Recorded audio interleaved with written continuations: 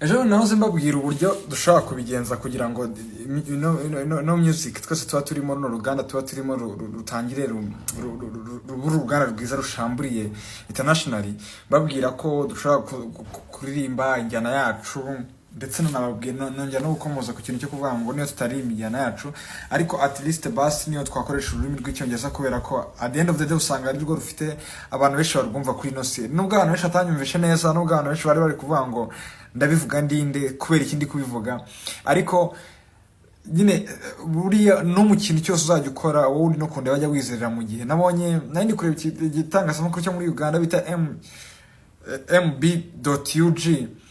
MBUG kiri kuvuga inama zari Hassan boss lady, umwe mu bagore bafite amafaranga muri no East Africa, ari kugira inama abantu bo mu gihugu cya Uganda. Arababwiye ngo mugomba kwigira ikintu gikomeye kuri abanyanigeria bafata Afrobeat bakayigira yabo. Ubu ngubu wabiririmba wo muri East Africa, wabiririmba wo muri Sudan, bavuga ko wakopiye abanyanigeria.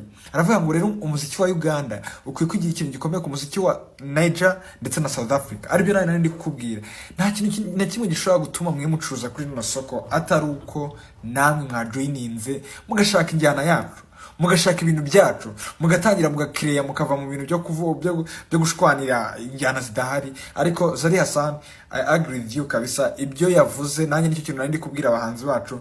Nta yindi nama wagira abahanzi bacu, nta yindi nama wagira abantu bari muri creative industry usibye kuzana ikintu kiri ku isoko gitandukanye n'ibyo abandi bacuruza.